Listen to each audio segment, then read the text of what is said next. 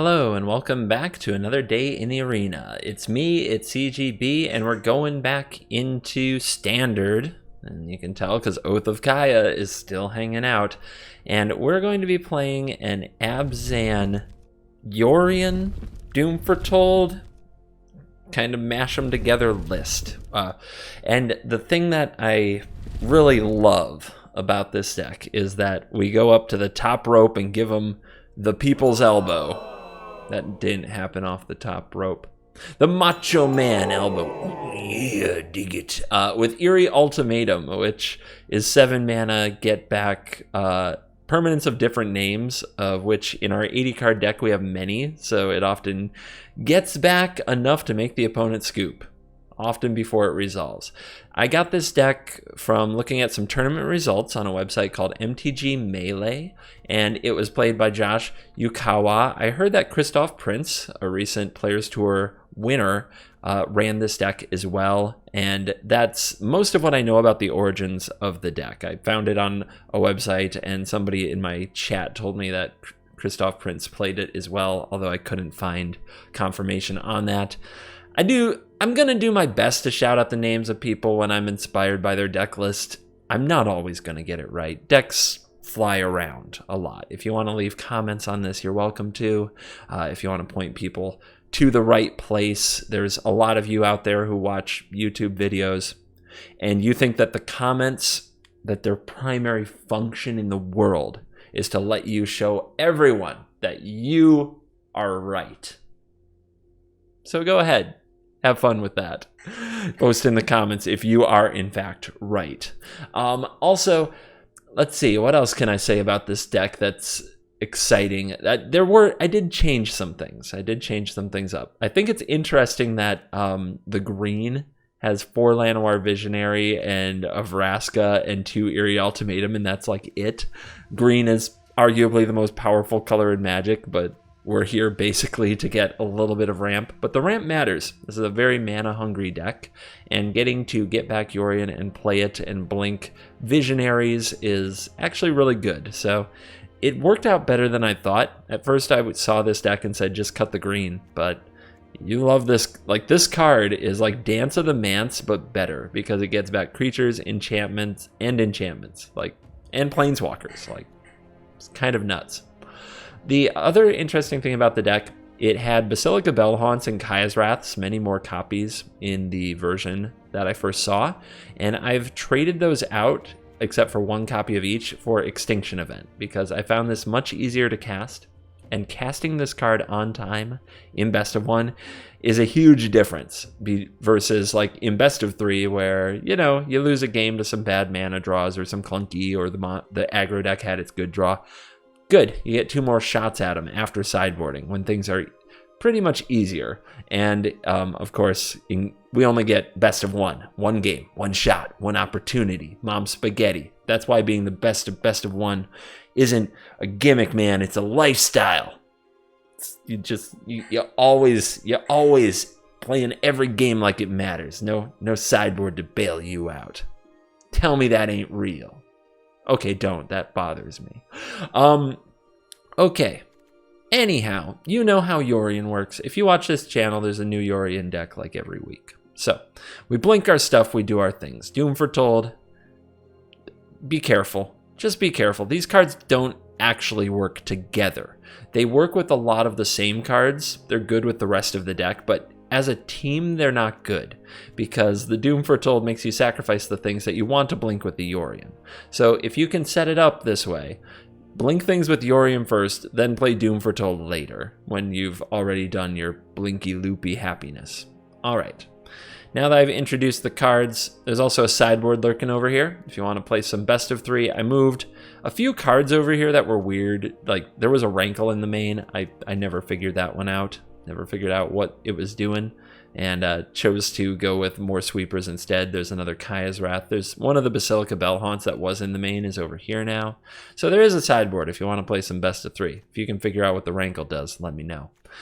All right, that's the deck. So I'm just going to throw a quick thing in the intro today. Today's video going to be brought to you by my YouTube members. I haven't done much with YouTube members. It's kind of been a thing because I created a Patreon about a month before they really launched this. But we're going to be doing more with it this month.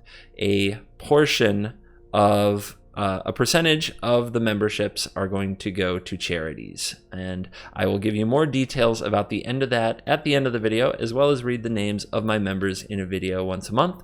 So if you would like to support the channel as well as a different charity every month, hit the join button. It's only $4.99 a month, and it goes a long way towards, you know, us doing good stuff, both for community, for sometimes some national or worldwide charities, and it supports me, CGB. So consider joining and becoming a member if you enjoy the content. If you get more than $5 of value out of my daily videos that I've been doing now for 575 freaking days in a row, consider joining, and thank you. More details about that at the end. Let's dive in. Let the nonsense begin. A hand of magic cards, but it's on the draw, so it may not matter what's in it, but we will see what happens.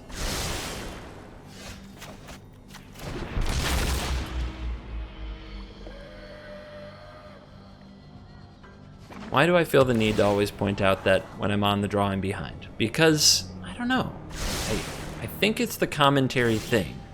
Once you turn on your brain to saying the thoughts in your brain, turning it off is really hard. And filtering it is really hard. For me, I'm talking about Magic. It's not, I mean, some will call it complaining. You could define it as that. For me, it's talking about what I see. It's just a fact. I'm behind. My hand needs to be better than average. I'm behind because I went second. It's like something that's important for me to know. It does affect how you play the game. All right, guys. We have an interesting choice. We can Oath of Kaya to get rid of this. We can also play a Llanowar Visionary, hoping to Elspeth Conquers Death the following turn.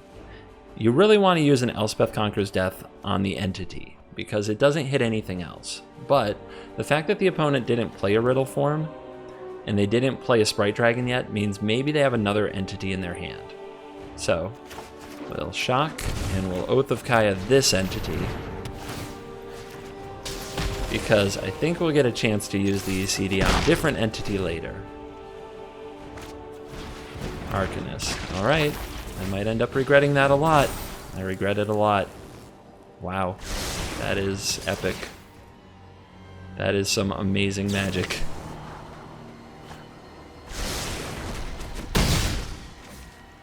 Alright, so we need to get this Yorion set up. Let's play you. It's a draw. That is a draw that could be pretty crucial here. If we hold these back, the opponent will just use a sprint, I guess. I don't think it's worth holding back, but I also don't know if it's worth getting in a damage. It could come down to 1 damage. It's definitely possible. And they won't have something on the ground with the sprint that I can easily block. Here comes the dragon. Winged Words. I've started to see Winged Words popping up. I'm not a believer in that card, but when it works, it works.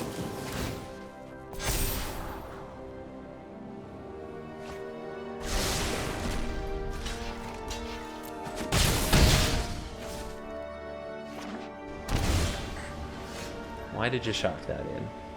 If they had a shock, they would have used it, like the card shock. Why did you shock that in? Unsummon? Could be.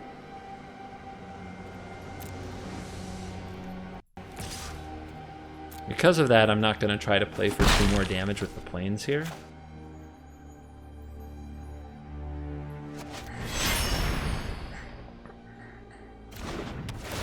Yeah, not a shock, but a spell. Could be another opt. Could be a sprint, which would basically counter whatever the Oath does.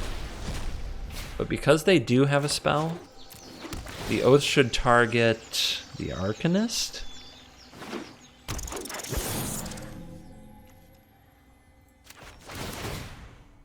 I guess it could also be an unsummon, which would prevent the life gain. There's a Prince. Okay, they unsummon the Yorion. Interesting. Very interesting. They have a riddle form, that's fun.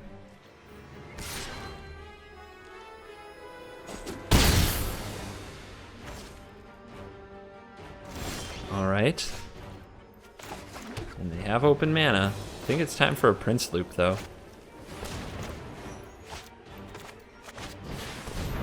So we lead here, we gain the 3.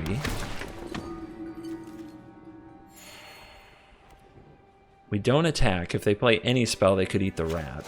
We don't want that. We know they have some good spells in hand. They might all be unsummons.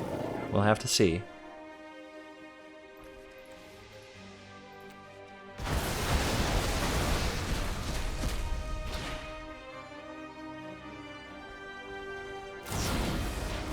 Borrower. Okay. They didn't wait till their turn. They must have another spell, so they're getting in for 9 on their turn. But we are hitting using a rat to hit the spell. So, 3 points. Do we gain another 3? I think we gain another 3. I think blinking another card is unnecessary. Just keep the life total high. We're looking for an upkeep scry from Riddle form. Got him on the edge.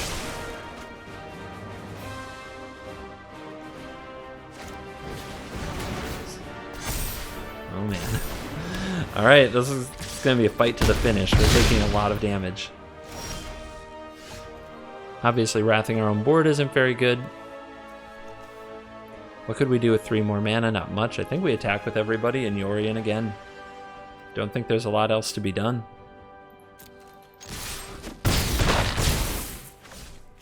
It's very close to the end.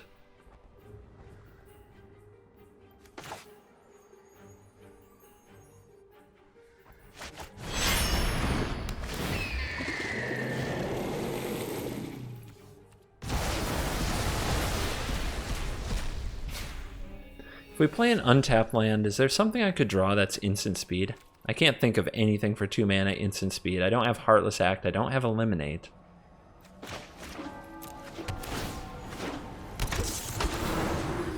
Another 3 points. Gain 3. We're going to keep the Yorion on the board here. We need the blocker. What can the opponent attack for? 8, 9, 10, 11, 12, 13, 14 is what I see if they remove the Yorion.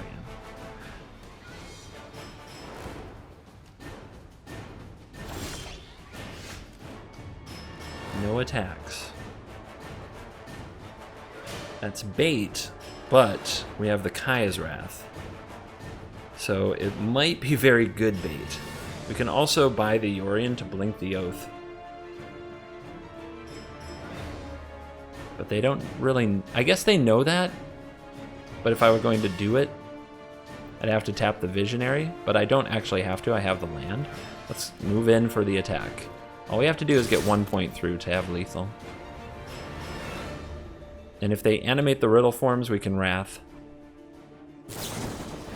Alright, they drew a Shock. That was so close to lethal, too.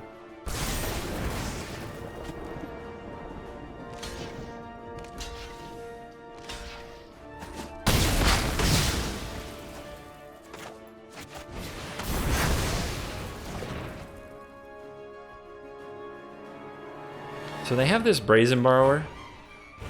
Do I want to play Doom Foretold here, or do I want to get my Yorion? I think we play Doom Foretold, because if they lose the 2 life, they lose to Yorion the following turn. So they have to flash in this Borrower, and I don't know if they're willing to do it. Yeah, they're not.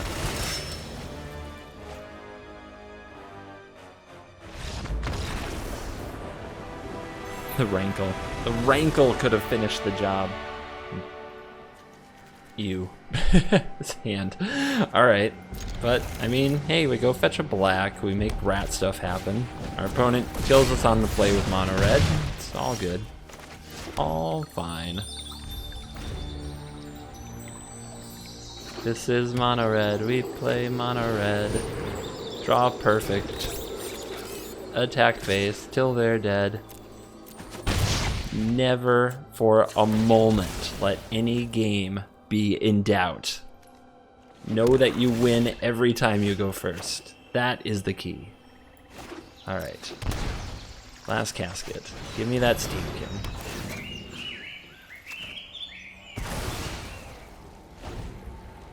Let's try to set up an Extinction event that grabs Fervent Champions and Annex. Fervent Champion.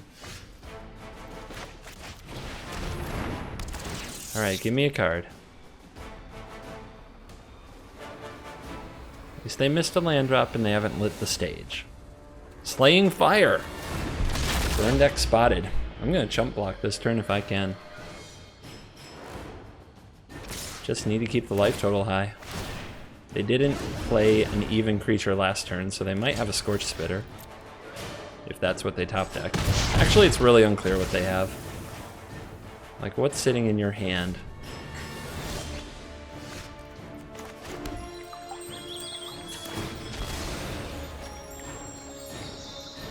We have the green we need.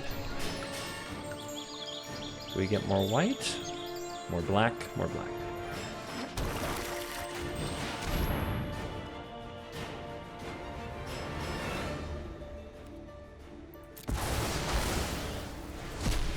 Prepare for face damage.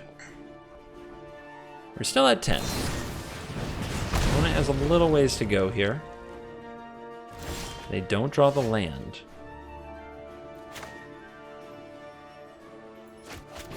Let's lurk. Embercleave down. Nice. Let's fetch. Get our Yorion ready.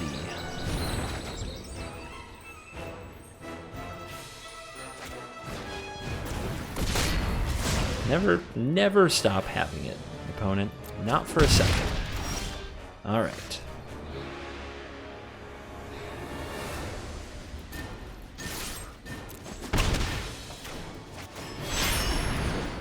Get a 4 or 5 down so these little frickin' 1/1s can be blocked properly. I hope that taking that damage was worth the card that we get here. It should be. Another Embercleave. Oh my goodness.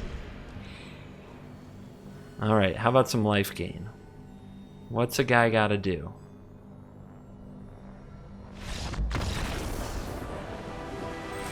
Mono Red couldn't attack anymore, so they scooped. Terrible. You hate to see it. It's an interesting hand. Against green, red, or white, it could actually be pretty good because of the events. And we do have to draw a white source. But it's also on the draw. And it's not perfect. Usually you want close to perfect hands on the draw, but sweepers do a lot. I'm always down to lose a game to a bad keep. Not always. Sometimes I care more than others. Today I'm feeling feisty. Look at that. Look at that white source off the top. That's what I'm talking about. Roggy Triumph, though. These events might be crap. I might not actually play creatures. What a weirdo. Who would do such a thing? So we need another white source, but we don't need any other land, and we don't need any more removal of any kind. But rats are good. Opponent is being a turtle.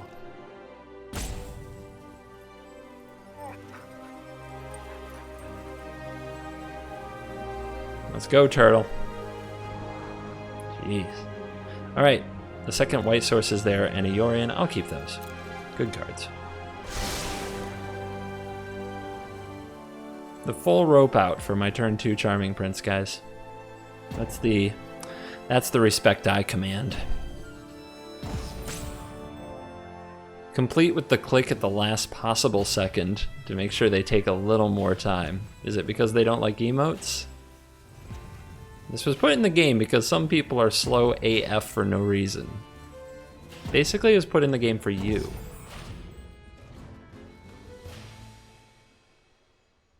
I mean, all right.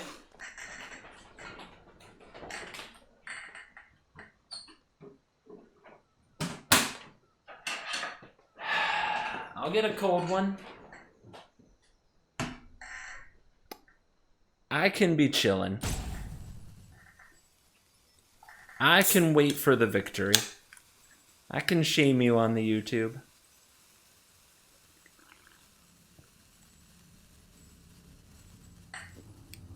Mountain Dew. Liberty Brew. Hit me up if you want to pay me the millions of dollars I'm worth.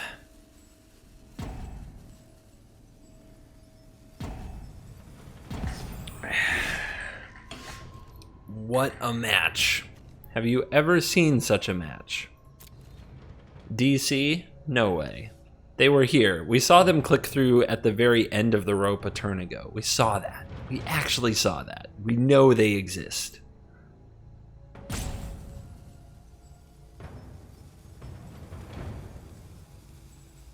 We've also seen them change their doggy.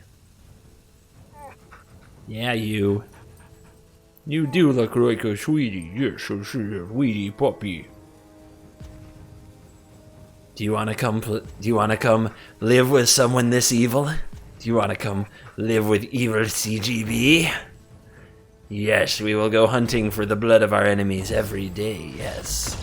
Yes, you're good. Here's a good guard dog. Yeah, we'll make a monster out of you.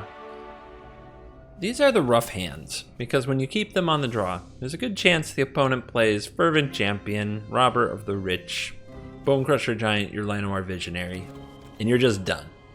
But you can't really mulligan it, because it does a lot of what the deck wants to do. Of course, in those scenarios, there's always a chance. There's a chance we top deck a sweeper or something, but for the most part, you're out of the game so fast. Like, those hands are hard to keep, but looks like we're not out of the game yet. Our opponent with a turn 1 Fabled Passage for a forest, and we'll see what they've got. It's a grazer, baby. Sultai. Alright, I guess if we're gonna fight something with this hand, Sultai's a pretty good one. Fenlurkers can take away their power. Casualties of War, out of there. Nice. Now, do I take next turn off to, like, play a ramp card?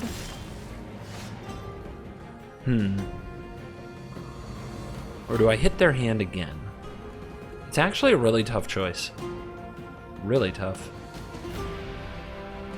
Because, well, they missed a land drop, right? So we know we'll get a spell, but they can't Nissa next turn.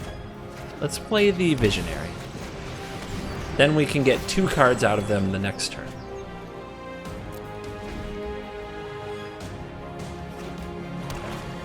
They found their land, they found it to Fairy. Ouch. Apocalypses to let another happen. They discard Eliminate. Ooh, Oath of Kaya? Oath of Kaya's not bad. Let's get another card.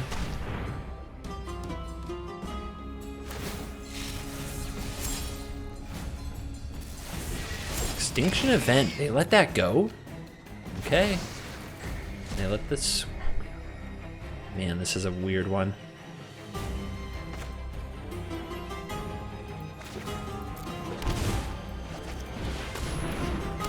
Let's get the ooze off the board.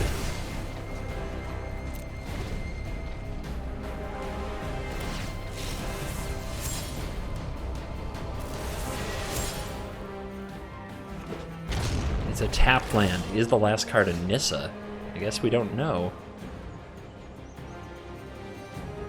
Can attack you. Charming Prince can blink something to get the last card. We can't also play the Doom Foretold this turn, but we can get the Yorion. Let's start here. Shark Typhoon's the only thing I'm scared of.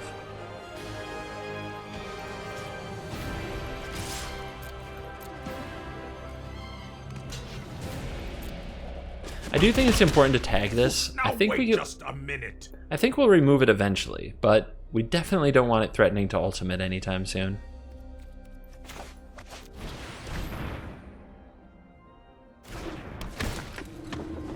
They have an option here, right? They can flicker that Fen Lurker and keep their card. Looks like that's not the plan. Nissa. Okay. Buy the Yorion. Scry.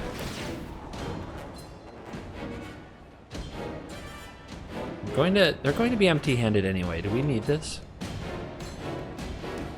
I don't think so.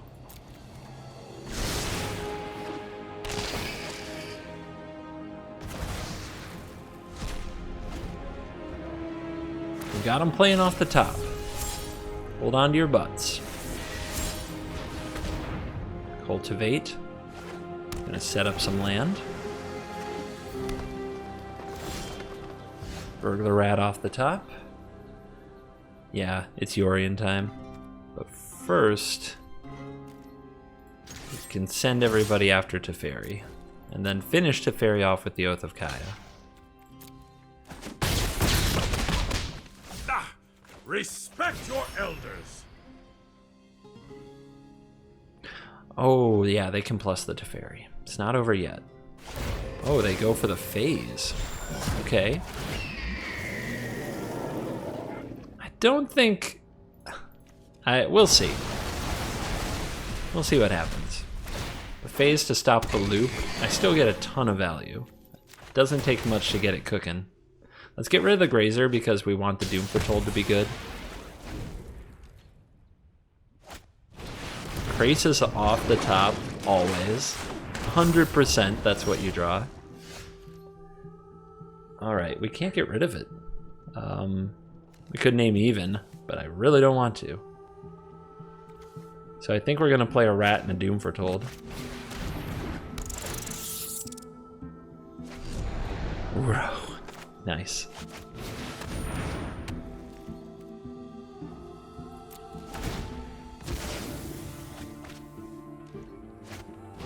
Amazing how the deck is never done. Time's up. You get them empty-handed. You have a massive board. You Yorion it up. And look what happens. Look what happens. Alright, alright. They ran out of steam again. They ran out of steam again, guys. Give up a rat. It's fine.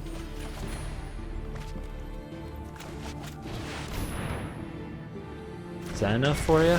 I'll take that Uro. Thank you.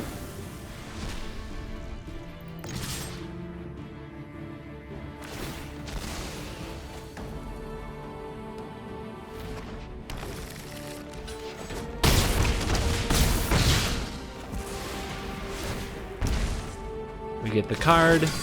They threw away the Grazer to pop the Doom Foretold. Yay. And they draw land. Okay.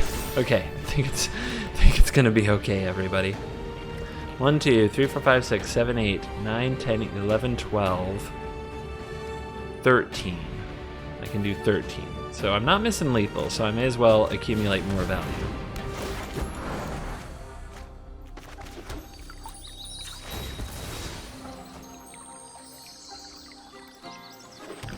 In case we get Wrath, we want a green source to cast the ultimatum.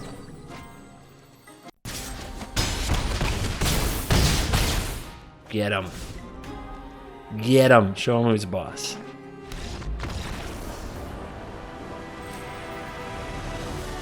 Sultai dismantled. Seems a good keep to me.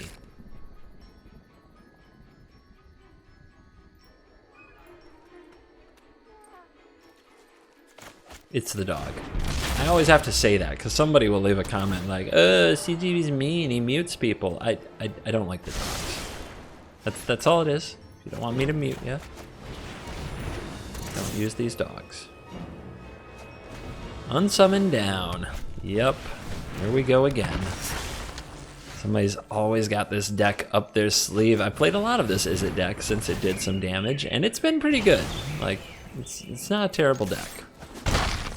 It puts you under a lot of pressure, and the games are pretty close and exciting.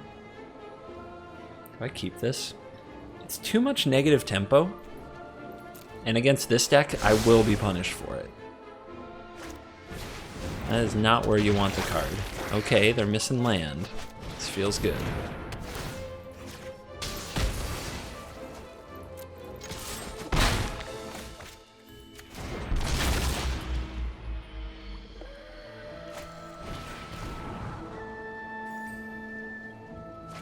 Up to the bottom. Crash through. They're digging. They need threats. They need land. They didn't hit. I did not hit a land either, so I won't be able to drop a Yorion on them yet. But I do get to play another Fenlurker.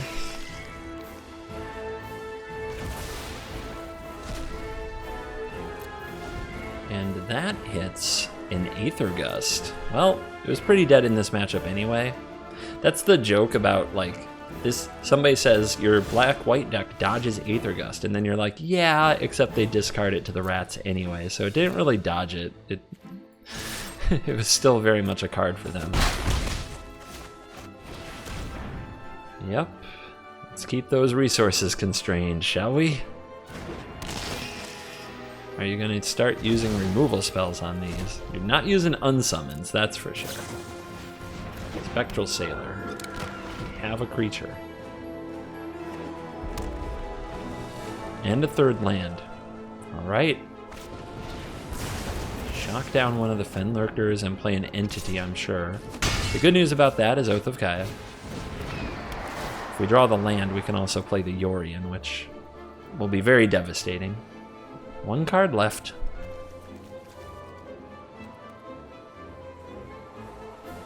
And they decide to scry both to the bottom. Yeah, they need exceptional cards, not average cards. Alright, let's get them. We don't want that discarded, we want it exiled, so we'll leave the rat, but the opponent scoops it up. There is no hope. We'll try this hand.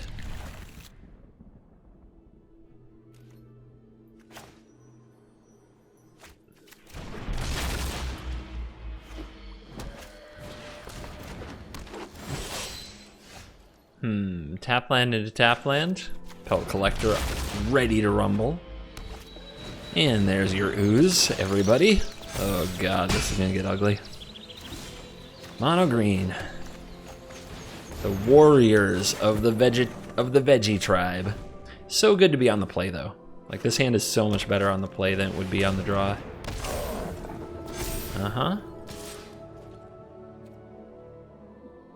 We could block and then Extinction Event for odd, but I think I want.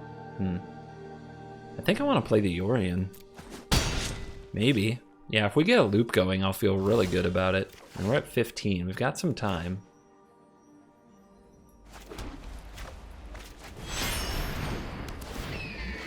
Slam that. Have a 4/5 to block with. See if the opponent can kill it. Draw an extra card. If we get to untap with 6 mana next turn, we can do stuff like Charming Prince Extinction Event.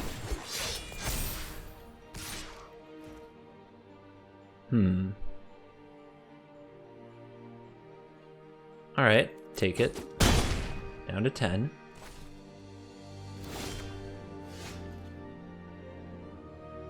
Do we Fenlurk? Like, how much time can I really buy? We're gonna get the Yorion back at end step. We don't really want to block with the Yorion, so all our creatures would be gone, so that's not good. So yeah, I think that this is Charming Prince, the Yorion.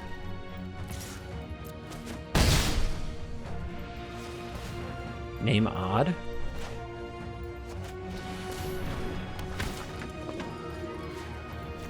We lose the Visionary. The opponent loses a lot more.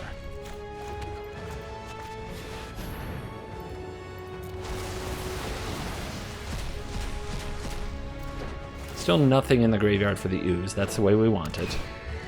And we exile the prince. And hiya! That will do it. Oh yeah. Let's get him. Lots of value to pile up in front of Yorion. Being on the draw though. Insert draw on the draw comment from CGB here.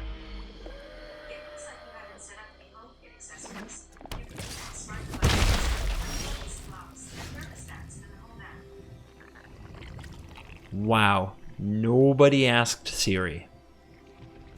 Actual nobody.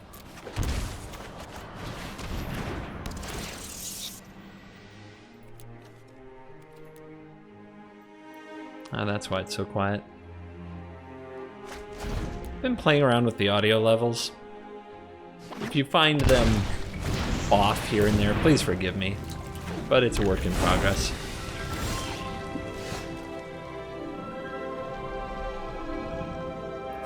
Teamer Adventures. If we play the Visionary, it's very likely to get Bone Crushed, but that doesn't change throughout the game. It's pretty much the way it is.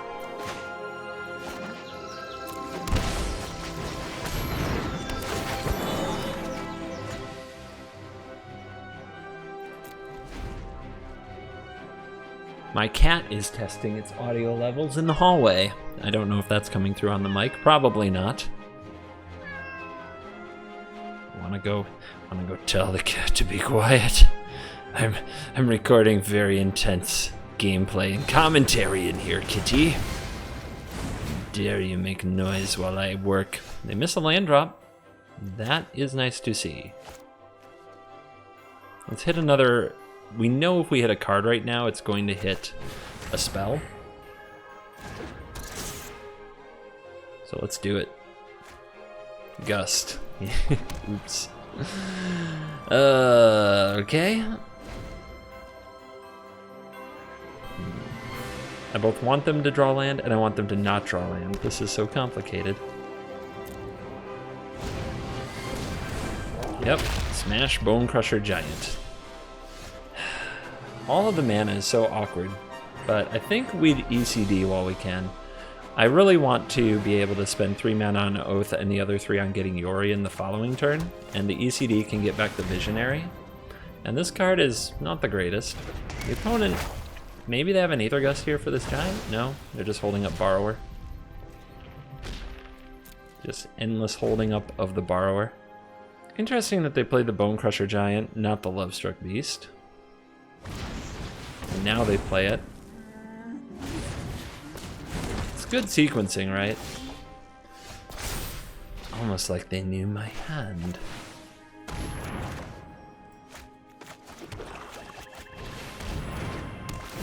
You can work on shooting down the tokens, though, gaining some life. And see if the opponent can clear up these rats, this Visionary, and this Oath of Kaya, while this Yorion comes down and wrecks things.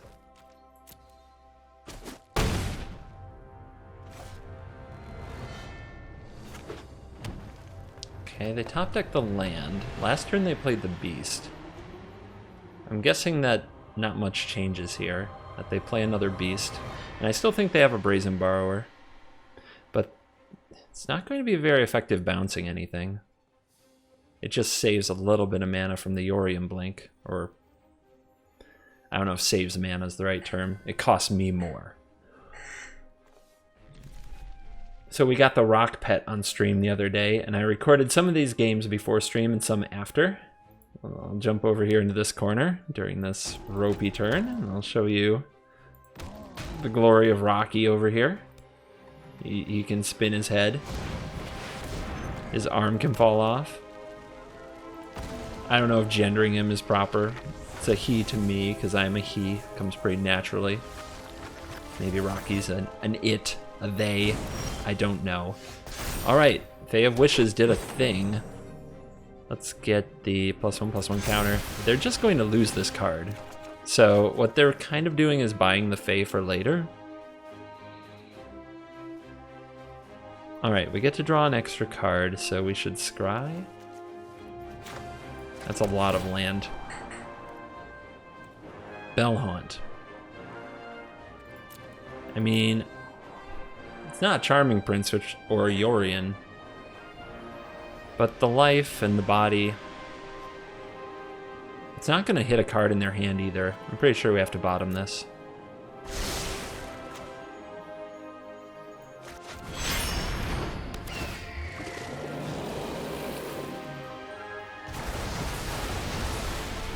Alright, now you've seen Rocky. We'll jump back over here.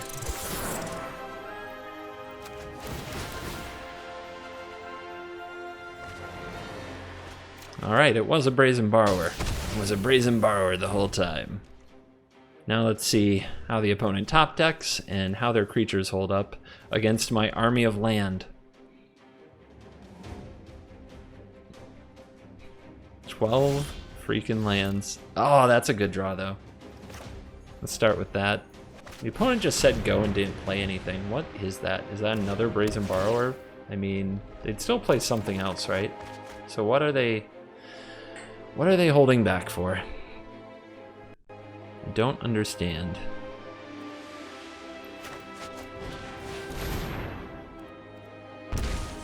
I'm sure it will all make sense in a second. Casket, okay. Look at that hand.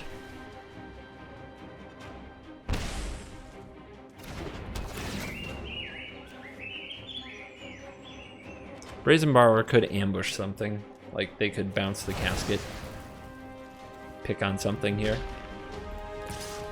I don't know what else makes sense for them to be holding, but I do want to try to be aggressive and make them have it. Yep.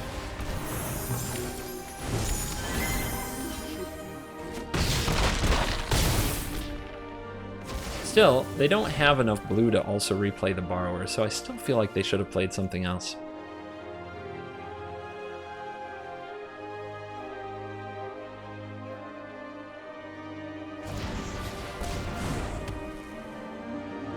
Second Beastie. The 5/5s are coming. They have Wishes, a 1/4 blocker. Beasties can't attack though. Oh my goodness. This is gonna get really awkward. Give me the Fae so that we can get some attacks in. And then I think I'm taking damage here. Lots of damage. But we need to draw some real cards. Oh my gosh. This is getting so stupid. Oh, I kind of wanted it to be a land. I'm not gonna lie. Like, for the LOL, I wanted a land there. I just wanted the 9-card hand, 100% lands. That's what I wanted.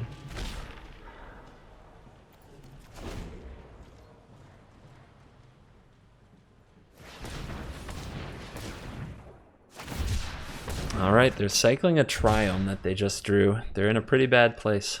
They're on a 2-turn clock from the Orion. They're actually on a 1-turn clock if we kill the beasts. This is just lethal. But they have 3 mana open and a Borrower that they can flash in. Let's take it to them. Although I really want to sacrifice these blessings. I end up at 6 from this. And they still have 1 Lovestruck Beast. That's really scary.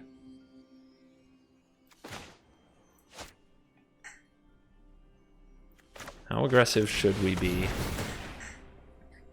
I think I win this game if it goes long. Because of that, I think I'm slowing down here. It's just too risky. As long as we win. The going for lethal won't work because they'll ninja block. Yeah, it's too risky. Like, the way I lose this game is by being too aggressive here.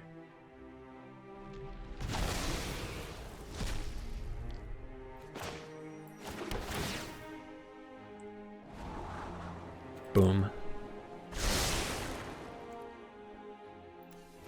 That is amazing. All right.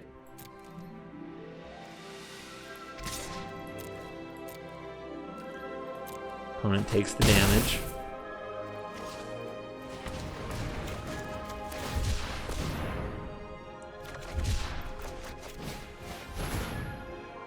And that Charming Prince. That Charming Prince. We don't get all the effects until next turn, which is a little scary. The end of our opponent's turn, I should say. So we need to leave enough blockers. Because we're on our end step now. So we definitely want to leave the rats. They don't have any cards in hand. These can go. They're tapped anyway. This can go. This definitely goes. I could swap the glass casket onto the Borrower and give them the Fae. I think that's pretty smart. Just take some of their power away. Because if we get through this, we should be okay. And now they can't leave a blocker for the Orion. Alright.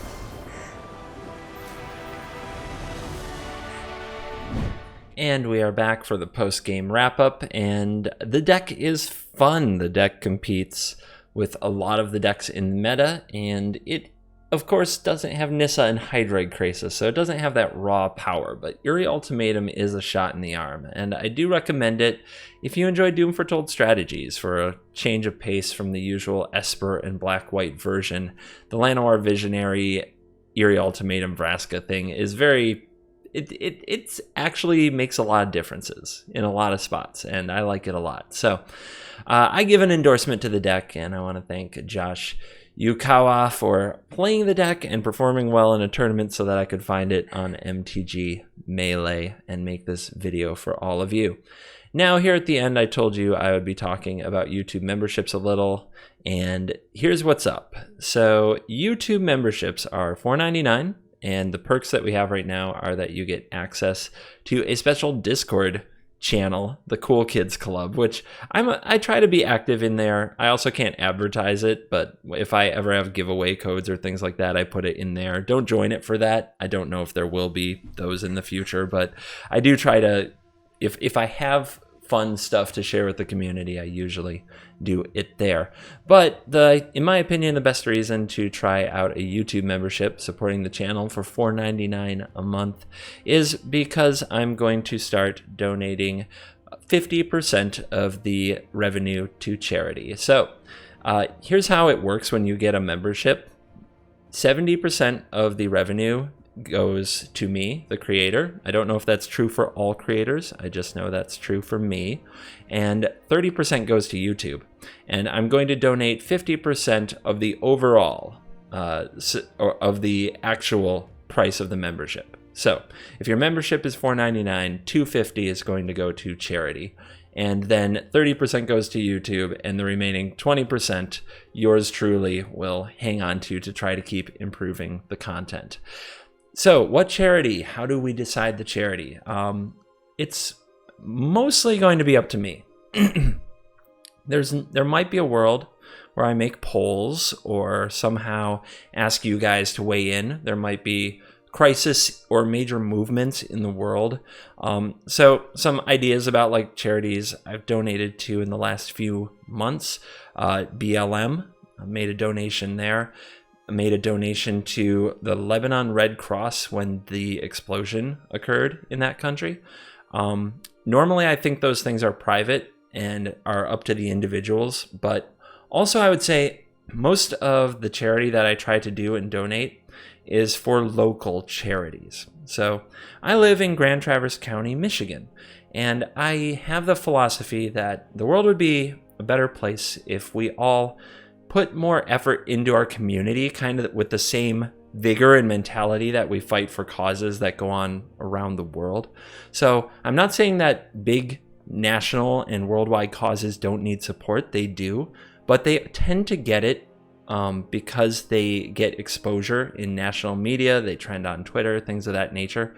Whereas local charities often struggle to get by, and they benefit us where we live. And I think that we would all be better off in the long run if we also put some effort and love into our community. Not to get too soapboxy, I do believe this is a personal choice, and I don't plan to bash anybody over the head with it every single video. It's not the intent, and I hope many of you realize that.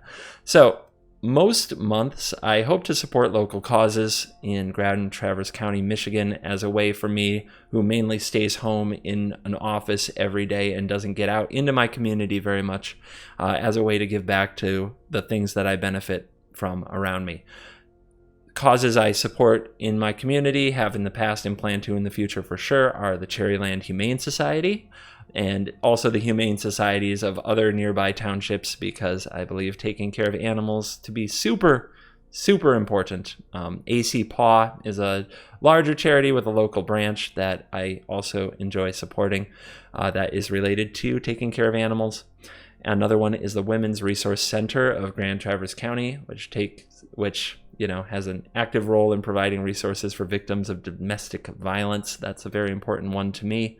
And there are many others, but just to give you a sampling, that's what I plan to do with membership revenue in the future. plan to add it up at the end of every month and make a donation and share how much we donated and who we donated it to. I would like to thank the members I have right now, 51 YouTube members.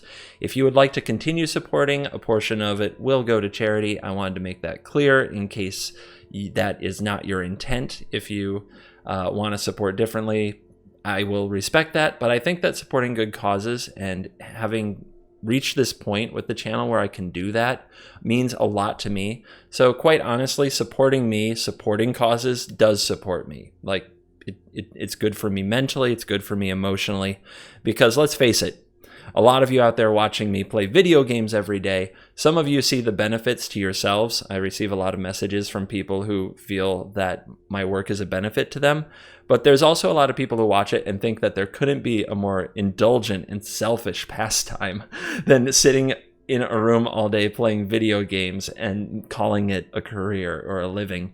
And it's not that I do this for those people. I certainly do it for myself. I do it for the part of me that sometimes gets those kinds of thoughts in my head, and I do it for causes that I believe in, that mean a great deal to me.